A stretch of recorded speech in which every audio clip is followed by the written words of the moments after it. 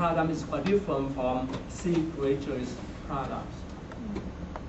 So the reason why here, when we talk about it, this kind of herbivores, they have different paradigms because of their karmas. They, in some sutra, Buddha describes that whenever they drink water, it's similar as they take the coal, they take the fire inside the body. This kind of water may burn them. So there's one particular monk, the one who was the foremost in psychic power.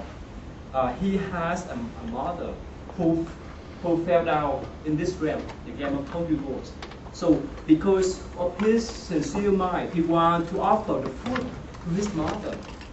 When his mother took the birth as herbivores, so when he offered the rice to his mother, because of her greedy mind, one hand she took the food, another hand she covered, so that all the beings could not compete from her, could not take the food away from her. But as soon as she put a grain of rice, a piece of rice into her mouth, that's why burned her throat because of karmas.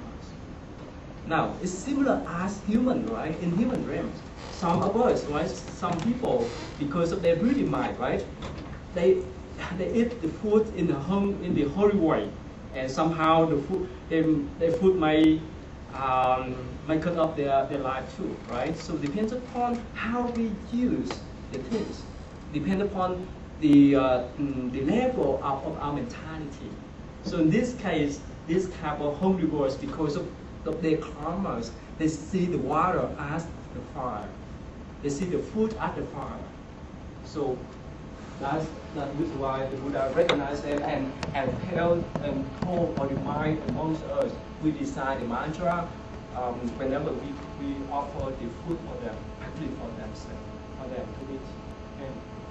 Okay, let us move on. So there's a lot of image that you can see later on by yourself. Okay, let's go back to this one. Okay.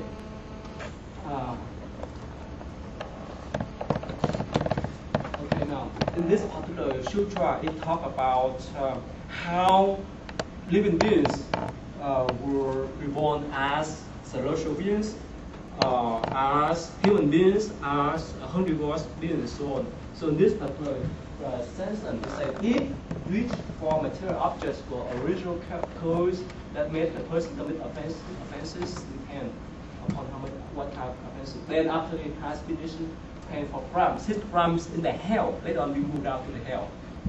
He will take a sharp shape when he encounters material objects and become a strange ghost or herbivore too. So there's many types of ghosts, not one type. This is like there's many type of human, many type of people. Right? Okay. So let's head out and we go down to animals. Yes, of course. For us, animal kingdoms. In this kind of sutra, the Buddha said that, okay, now if we do the offenses, especially if we kill our parents, our mother, our father, that's what we call the heaviest karmas that a person would commit. And what happened? We will fall down into the hell. And there's many levels of hell too. So after we pay all these kind of karmic offenses, we would be born in animal realms or in the holy world realms or in the Ashura realm, depend upon the karma that we create.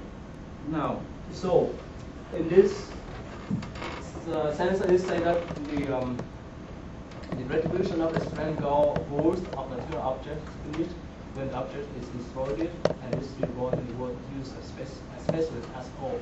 So sometimes, let's say, if we have stolen something from others, and for our next life we pay all this kind of karmic offenses already, and after that, if we still owe them something else, we may be reborn as animals or domestic animals here in this passage that pay back to the owners.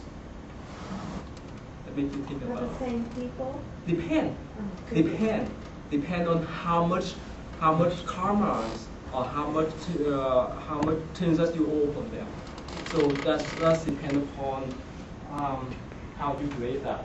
Now, okay, let me move down a little bit so that you can understand. Okay, so you move the lowest realm. That's the realm of hell. Realm of hell is many kind of hells. We have what's called 18 hells. 8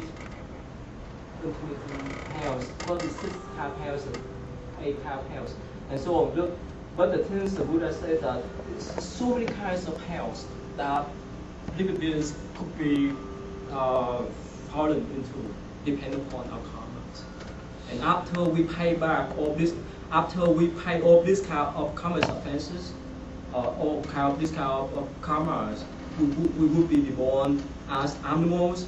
We would be born as herbivores and so on. Depend, and later on we could be reborn as human again. So in the circle, the point I want to say is that in the circle of the birth, we can move up and down any times, any places, depending on the times.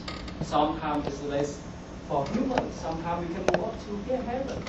This kind of heavens, desire heaven, or heaven, or formless heaven, depending on how much good karma we make. And sometimes we may fall down to the level of animals, probably because of our karmic offenses. Let's say if we have stolen something from someone else, we may be born as domestic animals to pay back that. Or we may be some kind of animal that people can eat our flesh. That's the form of repayments, instead of paying back to the Lord as human. And one thing I want to emphasize for you to remember is that, especially for heaven, for the celestial beings, the things that can indicate, that can help us to understand about the indication for them to move up and down is dependent upon is sexual desire. How much sexual desire? If we have less sexual desire, we move up. If we have stronger, we have move down. That's in this concept because of what? The attachment. In the general points, if we have more attachment, we would go down. If we have less attachment, we would move up. Yes? I have a question about karma. I know we talked about it kind of last week, but yes. What is the difference between love and good karma? Love and compassion. Oh, okay. That's very interesting. Love. Okay, now I'm talking in English part. Love and compassion is similar in general, right? But when we discuss in detail, it's quite different. Let's put this way: you love your husband, you love your wives, you love your children, but you might not love your friends. You love your children, but you may not love your friends' children. That kind of love has some limitations, right? Let's say if something happened to our friends' children, yes, we may feel sympathy for them, but we may not step up and help them out unless they are our own children, unless they are our own close relatives.